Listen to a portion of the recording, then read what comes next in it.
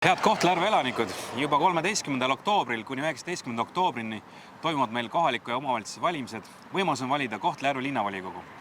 Meie linnas on avatud 7 jaoskonda ja nendest 2 siinsamas Järve linna osas. Meil on siinsamas Keskalle 19, samuti ka Pärna tänav 49, kus oli vana slaavi põhikool, nüüd on see siis kesklinna põhikoolihoone.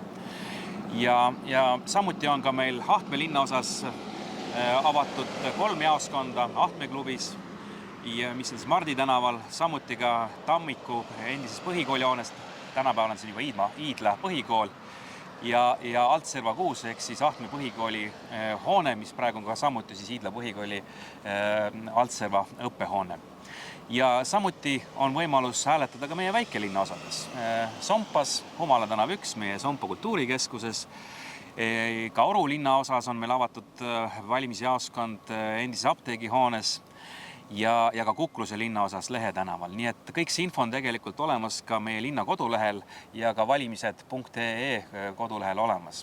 Mina omalt poolt soovitan teil teha väga kaalutletud otsus, valida enne kõiki neid kandidaate, kes on oma tegudega tõestanud, et nad saavad oma tööga hästi hakkama, kas siis kandidaadina töötades linnavalitsuses või oma eluvaldkondades, olgu ta siis kultuuri- sporditegelane, haridustegelane.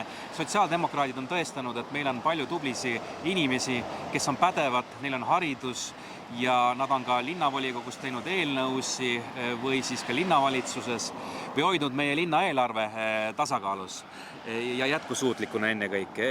Eks ju, Aivar? Eks nii ongi.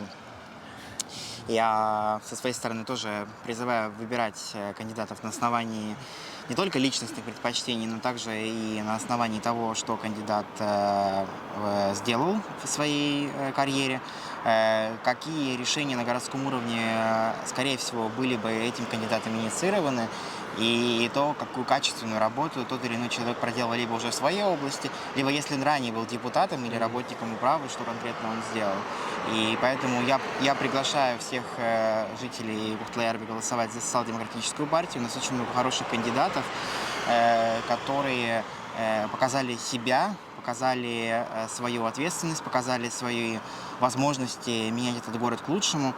Большинство из людей, которые у нас в списке находятся, уже являются экспертами своей области.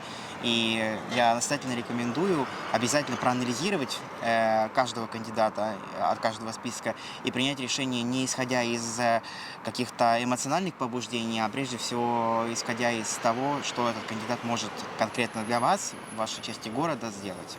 Et valige kandidaat number 102, Henrik Aselo, või siis kandidaat 105, Aivar Kamal, meie finantsteenistuse juht, kes on oma tööga näidanud, et on võimalik küll rahaasjad korda ajada.